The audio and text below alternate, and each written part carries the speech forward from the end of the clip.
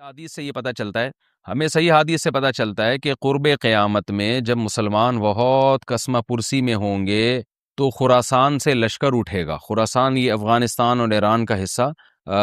اس علاقے کو نبی صلی اللہ علیہ وسلم کے دور میں خراسان کہا جاتا ہے، جس میں قندھار بھی آتا ہے، ایران کا بھی حصہ آتا ہے اس میں۔ تو یہاں سے لشکر اٹھے گا، مجاہدین لڑیں گے، بہت بڑی تعداد میں دنیا میں جہاد ہوگا، کیونکہ مسلمان ظلم کی چکی میں پس کے تنگ آ چکے ہوں گے، اور لڑتے لڑتے حدیث میں آتا ہے اتنی بڑی بڑی لڑائیاں ہوں گی کہ 1/3 مسلمان شہید ہو جائیں گے اس میں، 1/3 مجاہدین جو لڑنے والے ہوں گے، اور 1/3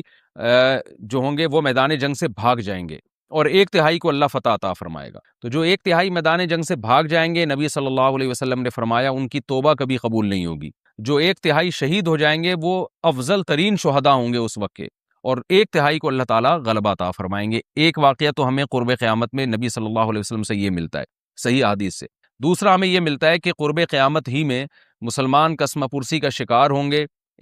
تو تلاش کریں گے حضرت مہدی کو، کیونکہ حضرت مہدی وہ شخصیت ہیں جن پہ تمام نیک لوگ جمع ہو جائیں گے، اور وہ مسلمانوں کی میدان جنگ میں کمانڈ کریں گے، جہاد میں کمانڈ کریں گے۔ تو ان کو بیت اللہ میں تلاش کیا جائے گا،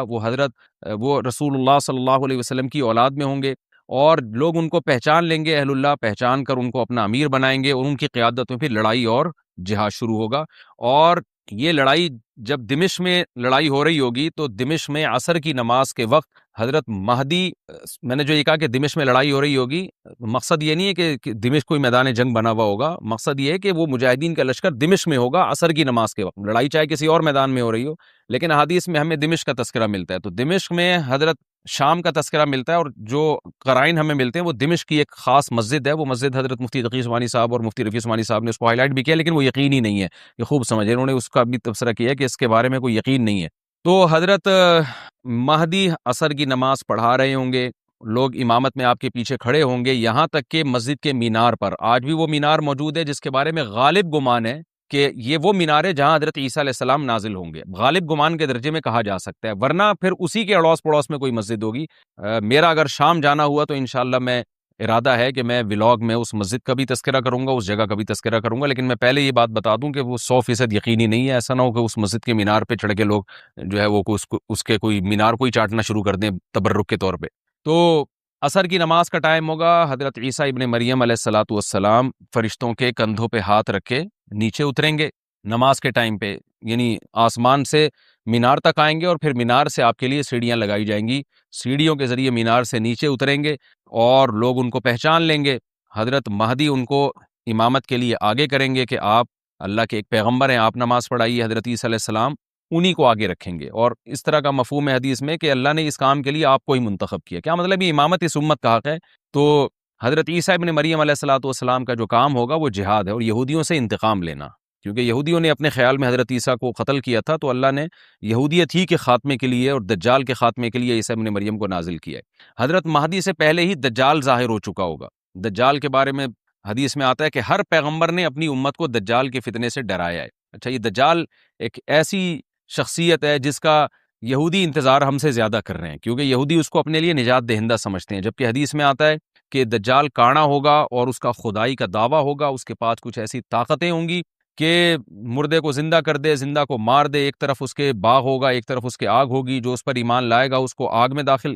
باغ میں داخل کرے گا، اور جو اس پر ایمان نہیں لائے گا اس کو آگ میں داخل کرے گا۔ اور رسول اللہ صلی اللہ علیہ وسلم نے فرمایا اس کی جو آگ ہے حقیقت میں وہ جنت کا باغ ہوگا، اور اس کا جو باغ ہے حقیقت میں وہ جہنم کی آگ ہوگی۔ تو جو نبی کی باتوں پہ یقین کرتے ہیں وہ دجال کے فتنے سے محفوظ رہیں گے، اور حدیث میں سورہ کہف کی بھی تلاوت کا حکم ہے، جمعے کے دن جو کہف کی تلاوت کرتا ہے اللہ اس کو دجال کے فتنے سے محفوظ رکھتا ہے۔ اب آپ دیکھیں یہ سورہ کہف میں ہی قیامت کی علامات کا تذکرہ ہے نا، تو شاید اسی وجہ سے کیونکہ جو سورہ کہف پڑھتا رہے گا وہ یاجوج ماجوج کے واقعات بھی پڑھتا رہے گا، اور اللہ کی قدرت کے واقعات بھی پڑھتا رہے گا، تو دجال کے فتنے سے اللہ اس کو اس برکت سے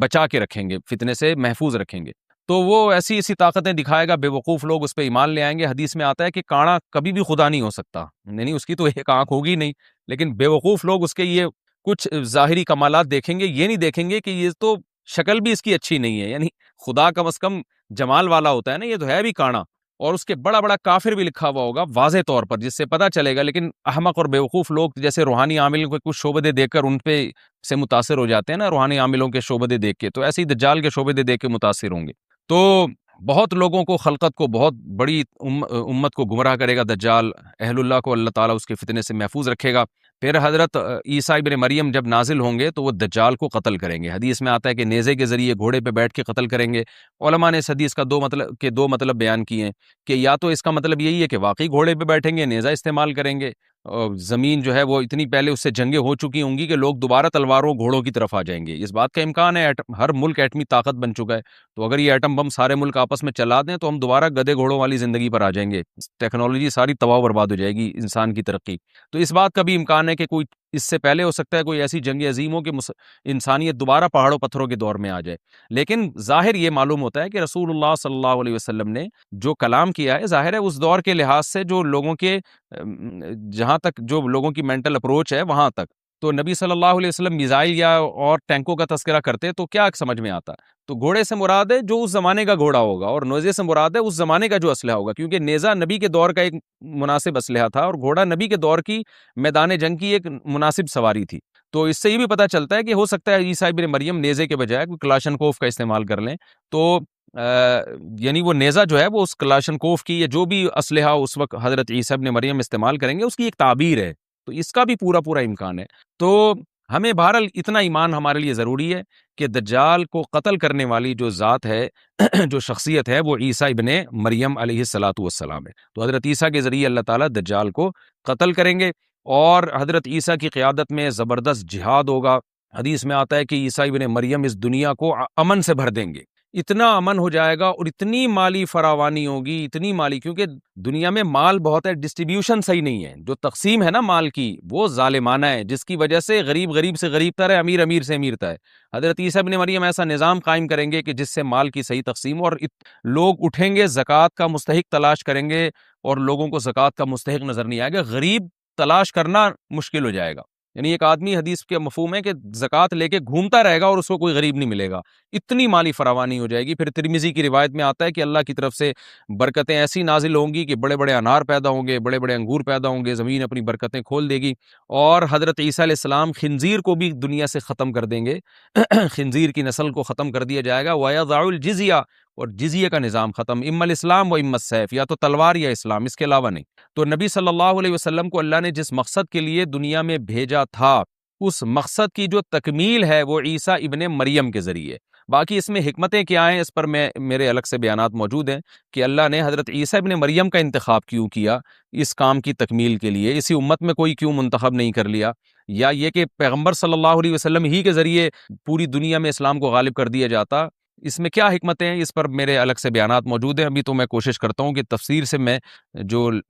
ٹو دا پوائنٹ بات ہے اس سے یہاں اس لیکچر میں نہ ہٹوں۔ تو اسی وقت میں حضرت عیسیٰ ابن مریم اس کو یاجوج ماجوج کو قتل کریں گے اور دنیا انصاف سے بھر جائے گی، اور اللہ تعالیٰ نے جو پیغمبروں کو دنیا میں بھیجا تھا اس کا مقصد کیفیت اور کمیت دونوں لحاظ سے حاصل ہو جائے گا۔ اس کے بعد پھر آہستہ آہستہ دنیا میں زوال شروع ہوگا، اور پھر جب پوری دنیا کے لوگ زوال کا شکار ہوتے ہوتے کفر کی طرف جائیں گے، گناہوں کی طرف، اور حدیث میں آتا ہے جب تک ایک شخص بھی اللہ کا نام لینے والا ہوگا اس دنیا پر قیامت نہیں آئے گی، یہاں تک کہ آخری شخص جب دنیا سے اٹھے گا جو اللہ کا نام لیا کرتا تھا، تو اس کے بعد اللہ تعالیٰ سور پھونکیں گے، جبریل کو حکم دیں گے سور پھونکنے کا، اور اس دنیا کو تباہ و برباد کر دیا جائے گا۔ تو آگے قرآن کہتا ہے وَنُفِخَ فِي الصُّورِ، اور پھر سور میں پھونکا جائے گا، فَجَمَعْنَاهُمْ جَمْعًا، پھر ہم ان تمام انسانوں کو جمع کر دیں گے، وَعَرَضْنَا جَهَنَّمَ يَوْمَئِذٍ لِّلْكَافِرِينَ عَرْضًا، اور قیامت کے دن ہم جہنم کو یومئذ، جس دن ایسا ہوگا یعنی جس دن سور پھونکا جائے گا، یہ دوسرا سور مراد ہے، للکافرین عرضا، کافروں کے سامنے پیش کر دیں گے، الذین کانت اعینہم فی غطاء عن ذکری، یہ وہ لوگ ہیں جن کی آنکھیں میری یاد سے پردے میں پڑی ہوئی تھیں، یعنی میری یاد کی چیزیں ان کو نظر ہی نہیں آتی تھیں، غفلت میں پڑی ہوئی تھی جن کی آنکھیں، وَكَانُوا لَا يَسْتَطِيعُونَ السَّمْعَ، اور یہ سننے کی صلاحیت بھی نہیں رکھتے تھے، نہ حق بات سنتے تھے نہ حق دیکھتے تھے، بس اپنے خواہشات کی جو چیزیں ہیں وہ ان کو اچھی لگتی تھیں اور وہی ان کو سمجھ میں آتی تھیں۔ تو یہ ہمارا رکوع الحمدللہ کمپلیٹ ہو گیا۔ اس رکوع میں ہمیں بہت سارے اسباق ملتے ہیں، میں نمبر وار اس کو مختصراً بیان کر دیتا ہوں۔ پہلی بات تو یہ کہ دیکھیں اللہ تعالیٰ نے کیسے کیسے بادشاہ دنیا میں بھیجے ہیں اور کتنے پاورفل بادشاہ۔ حضرت ذوالقرنین کا نام ہی قرن والا، دو کناروں والا، زمین کے بہت بڑے حصے کو حضرت ذوالقرنین نے فتح کیا، اور اللہ کے نیک بندے کیسے اللہ کے راستے میں لڑتے رہے ہیں۔ تو یہ جو لوگ بیٹھ جاتے ہیں نا بس عبادت کرو اور لڑائی وڑائی اسلام میں ہے ہی نہیں، یہ دنیا میں کوئی بھی عقل مند اس نظریے کا حامی نہیں ہوگا۔ تو طاقت اور قوت کی اسلام میں بہت زیادہ اہمیت ہے۔ اس سے ہمیں یہ بھی پتہ چلتا ہے کہ اپنے ملک کی، خاص طور پر اسلامی ملک کی جو فوجی قوتیں ہیں، جو فوجی طاقتیں ہیں، ان کی ہمیں قدر کرنی چاہیے، کیونکہ اگر کوئی بھی ملک عسکری لحاظ سے کمزور ہو جائے، کیونکہ اللہ تعالیٰ تو جو عسکری لحاظ سے طاقتور قومیں تھیں، اللہ نے ان کا کتنا تذکرہ کیا، ہاں وہ اللہ کے باغی نہ ہو، تو اسلامی ملک میں کوئی بھی اسلامی کنٹری ہے، چاہے سعودی عرب ہے، چاہے پاکستان ہے، چاہے ترکی ہے، کوئی بھی اسلامی کنٹری ہے، اس کی فوج کی قدر کرنی چاہیے، کیونکہ اسی کی وجہ سے ملک کا بارڈر محفوظ ہوتا ہے۔ اگر مسلمان عسکری لحاظ سے کمزور ہونا شروع ہو جائیں تو کافر ہمیں گاجر مولی کی طرح کاٹنا شروع کر دیں، اسلام دشمن قوتیں ہمیں کھا جائیں، ختم کر دیں ہمیں کھا کے۔ تو نیک قوتوں کو اپنی بقا کے لیے ہمیشہ سے ایک اسلحے کی اور طاقت کی ضرورت رہتی ہے، اس کی اہمیت اسلام میں بہت زیادہ ہے۔ موسیٰ علیہ الصلوۃ والسلام کے بعد کتنے بڑے بڑے جنگی کمانڈر پیدا ہوئے، ذوالقرنین کا اللہ نے کیسا تذکرہ کیا، ذوالقرنین کی عبادت کا کہیں بھی تذکرہ نہیں، حالانکہ وہ بڑے عبادت گزار بھی تھے۔ داؤد علیہ السلام کی عبادت کا تذکرہ بھی ہے، ان کی تلوار اور طاقت کا تذکرہ بھی ہے۔ تو اللہ تعالیٰ جہاں عبادت کا تذکرہ کرتے ہیں تو طاقت اور قوت کا بھی تذکرہ کرتے ہیں، اس سے عسکری لحاظ سے اپنے آپ کو مضبوط کرنے کی اہمیت کا ہمیں پتہ چلتا ہے کہ اسلام میں اس کی بڑی اہمیت ہے۔ کسی بھی اسلامی ملک کی فوج کا مورال کسی بھی لحاظ سے ڈاؤن نہیں ہونا چاہیے،